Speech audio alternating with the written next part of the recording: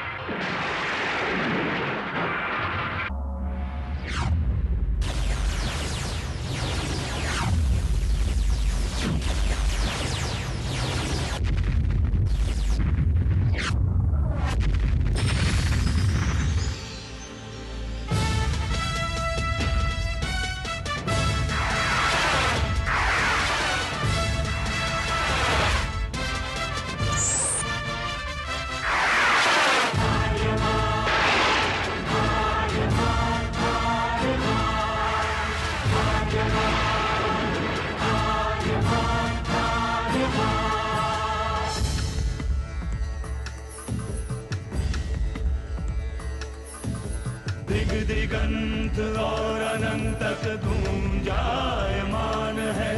ब्रह्मनाद है विधि का वो अटल विधान है।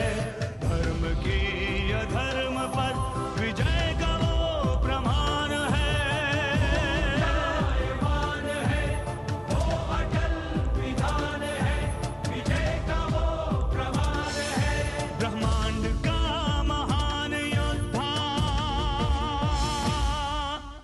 वो आर्यमान है।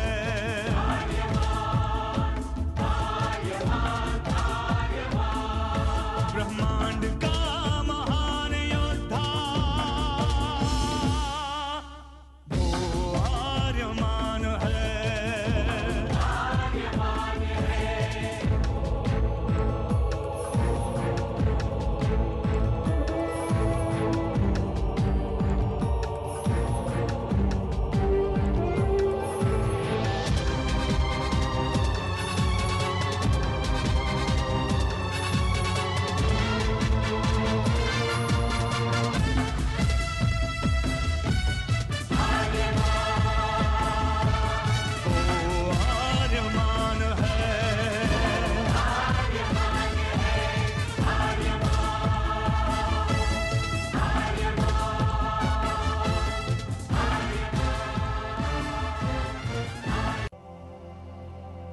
अनंत असीम ब्रह्मांड, अद्भुत, विशाल, विराट, जहां असंख्य आकाश गंगाएं प्रतिक्षण बनती रहती हैं, मिटती रहती हैं। हर आकाश गंगा में होते हैं अनगिनत तारे, अनेकों सूरज, और सूरज के साथ होता है अपना सौर मंडल, जिसमें रहते हैं अनेकों ग्रह। न जाने कितने सूरज चमके और बुझ गए, न जाने कितने तारे चमके और खो गए, न जाने कितने ग्रह, कितनी पृथ्वियां, कितनी सभ्यताएं बनी, बढ़ी और खो गई समय की इस अनंत धारा में। इन्हीं अनजानी परंतु अमर गाथाओं में से एक है महागाथा ब्रह्मांड के योद्धा आर्यमान की। बहुत समय पहले पृथ्वी से लाखों प्रकाश वर्ष दूर आर्याना आकाश गंगा में एक ग्रह था, थार।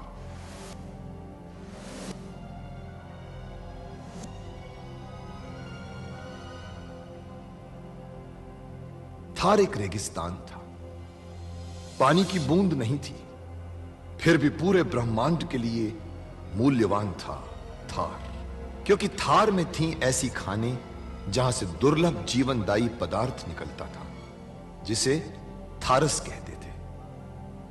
यह किसी भी ग्रह की जहरीली से जहरीली हवा को भी रासायनिक प्रक्रिया से प्राणवायु बना देता था, जीने के लायक बना देता था। कहावत थी, थारस जिसके वश में, पूरी आकाश गंगा उसके वश में। आर्याना आकाश गंगा की संरक्षक संस्था ओमियान के नियमों के अनुसार थारस को कोई भी व्यक्ति अपने वश में नहीं कर सकता था। यहां तक कि थार ग्रह का राजा जारांत भी नहीं। राजा होते हुए भी जारांत अपना राज्य गणतंत्र प्रणाली से चलाता था। खानों से निकलने वाले थारस का 25% भाग ही थार ग्रह के हिस्से में आता था। बाकी का हिस्सा ओसेक अंतरिक्ष संगठन में चला जाता था। ओसेक आरियाना आकाश गंगा के व्यापारियों का संगठन था और जिसका संचालन अंतरिक्ष में बनाए गए एक कृत्रिम ग्रह ओसेक से होता था। मगर ओसेक संगठन में कई व्यापारी ऐसे भी थे जो अति महत्वाकांक्षी थे, जो पूरे ब्रह्मांड में अपना आधिपत्य स्थापित करना चाहते थे। परंतु जब तक ओमियान था तब तक कोई कुछ नहीं कर सकता था। ओमियान अंतरिक्ष के लोगों की संरक्षक संस्था थी, जो अंतरिक्ष के निवासियों के हितों का पूरा ध्यान रखती थी और अपनी शांति सेना के द्वारा संपूर्ण ब्रह्मांड में शांति और व्यवस्था बनाए रखती थी। इसी ओमियान संस्था का अध्यक्ष था महान होशिंग। होशिंग जिस ग्रह पर रहता था उस ग्रह का नाम था गुरुक्षेत्र, जहां आज छिड़ी हुई है एक महाजंग।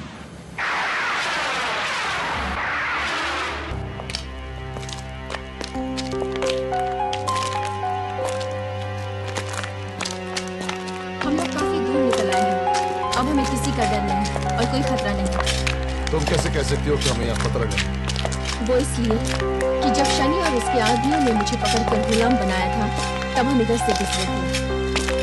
तब शनि अपने आदमियों को बता रहा था कि ये इस ग्रह का सबसे सुनसान इलाका है और यहाँ कोई आता जाता नहीं।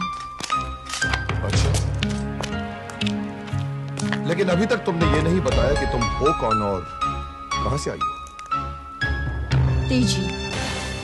तेजी? यानी कि तुम तेजी हो? हाँ। तुम ही माया की पुत्री हो? हाँ, मेरा जन्म होने के बाद मातोश्री मुझे सवितान आश्रम लेकर आई। वहाँ की बहनों ने मेरा खुशी खुशी स्वागत किया। उसी समय मातोश्री ने मेरा नाम रखा। तेजस्विनी। तेजी। और फिर वहीं मेरा पालन पोषण शुरू हुआ। मेरी आध्यात्मिक शिक्षा और दीक्षा शुरू हुई।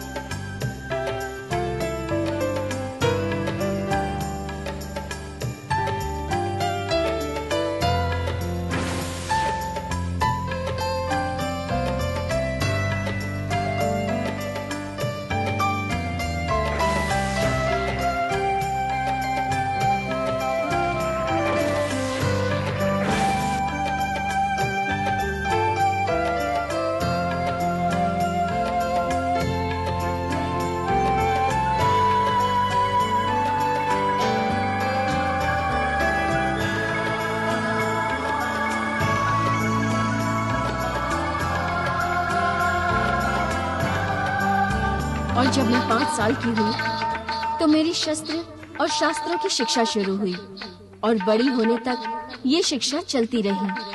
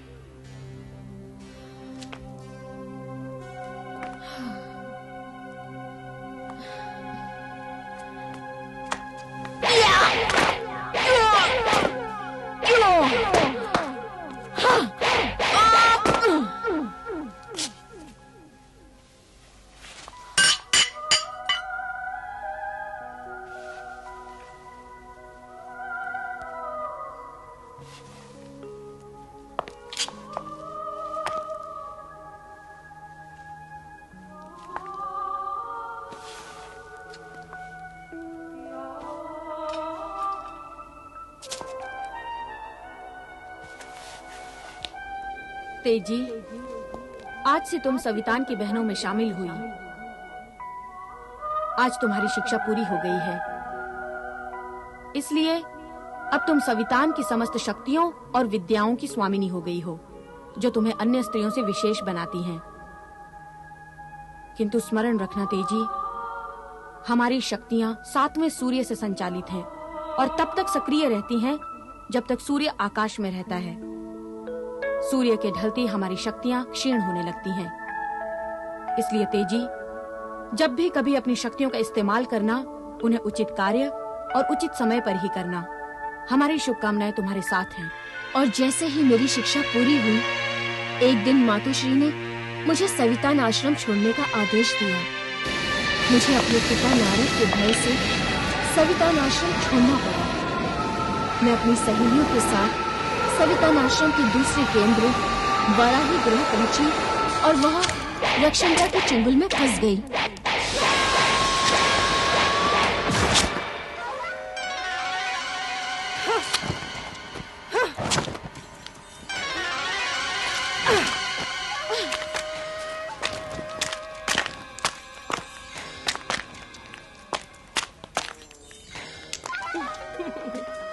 लगता है सवितान में तुम्हारी शिक्षा दीक्षा काफी अच्छी तरह से हुई है। तुम्हें कैसे मालूम कि मैं सवितान की हूँ? वो तो तुम्हारा यान देखकर ही पता चल गया था कि तुम सवितान की हो। लेकिन सवितान की लड़कियां कभी औरतों पर वार नहीं करती, ऐसा उनका उसूल है। उसके ऊपर एक उसूल और भी है। सवितान की लड़कियां अपने आप को बचाने के लिए कुछ भी कर सकती हैं। काफी तेज और ताकतवर हो बच्ची। लगता है तुम्हारे शरीर में कुछ खास ही खून है। अब ये खून हमारे काम आएगा।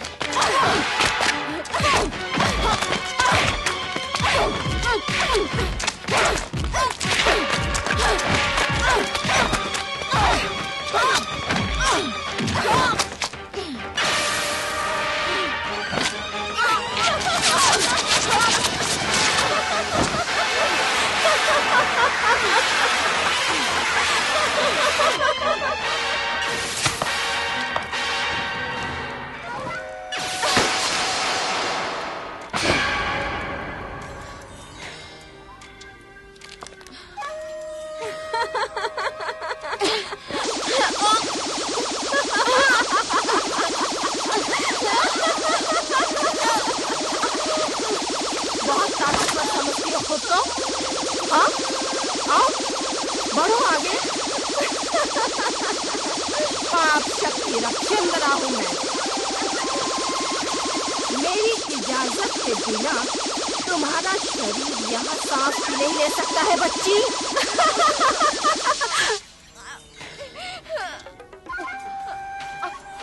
उम्मीद है अब कोई भी हरकत करने से पहले तुम एक बार सोचोगी जरूर।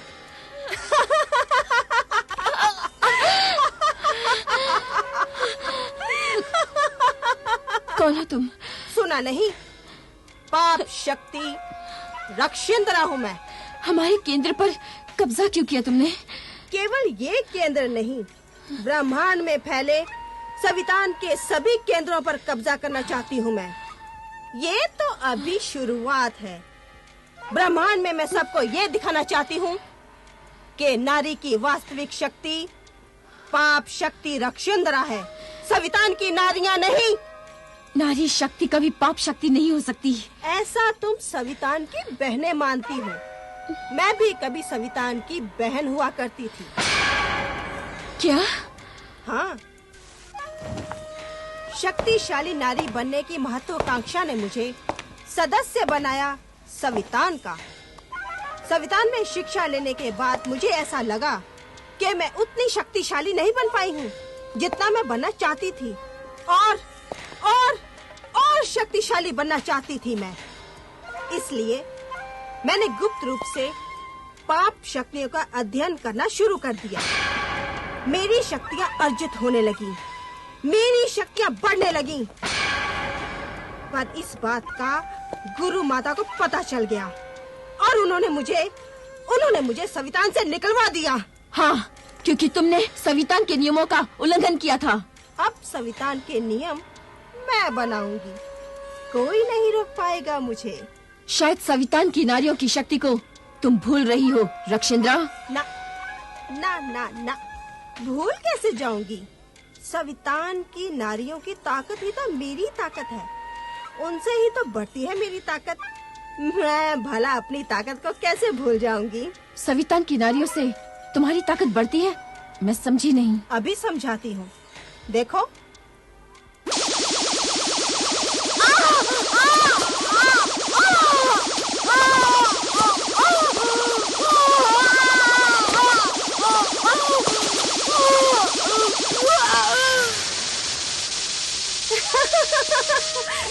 ये क्या कर रही हो तुम?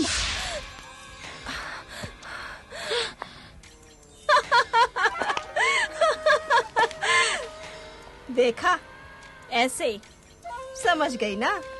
औरत नहीं, डाइन हो तुम।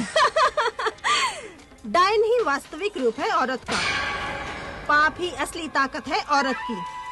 अब तुम एक एक करके मेरी ताकत में शुमार हो जाओगी इसी तरह। बस तब तक अपनी बारी आने का इंतजार करो कैद खाने में। ले जाओ इन्हें और डाल दो कैद खाने में।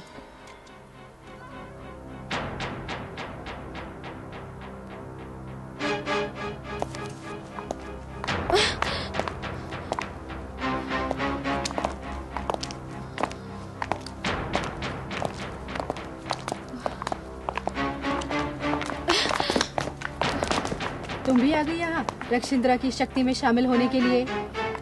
लगता है हमारा अंत यही होने वाला है तेजी। नहीं, धीरज रखो। पाप शुरू में ताकतवर जरूर लगता है, मगर जीत तो सच्चाई की ही होती है, क्योंकि सच्चाई के साथ ईश्वर होता है। देखना, कोई ना कोई रास्ता जरूर निकलेगा, जरूर कोई ना कोई रास्ता निकलेगा। क्या? हाँ, हमने बहुत कोशिश की, लेकिन हम उनके यान को खोल नहीं सके। तुम्हारी शक्तियाँ क्या हुई? उस यान पर हमारी कोई शक्ति काम नहीं कर रही है। असफलताओं को क्षमा नहीं, सजा देती है रक्षिंद्रा। उस यान पर हमारा कब्जा होना बहुत जरूरी है, क्योंकि वो यान सवितान का है। उस यान से हम सवितान के किसी भी क्षेत्र में जा सकते हैं। अगर हम उस यान से गए तो हमें कोई नहीं रोकेगा। हाँ, पाप शक्ति रक्षिंद्रा जिसका यान है, शायद वही इसे खोलने का कोई ना कोई उपाय बता सकता है। उस सबसे तेज लड़की को मेरे सामने लेके आओ। सारे सवितान पर कब्जा करने का वक्त आ गया है। जाओ। पाप शक्ति रक्षिंद्रा।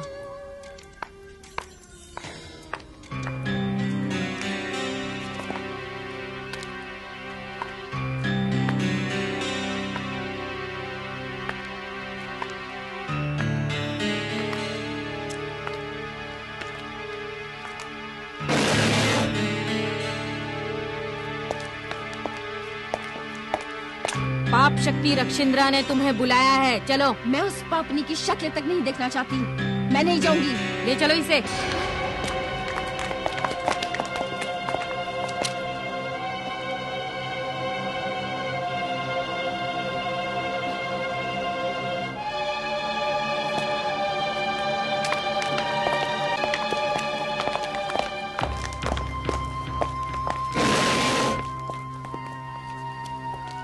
लगता है रक्षिंद्रा तेजी को मारकर अपनी ताकत बढ़ाना चाहती है और उसके बाद फिर हमें। चलो।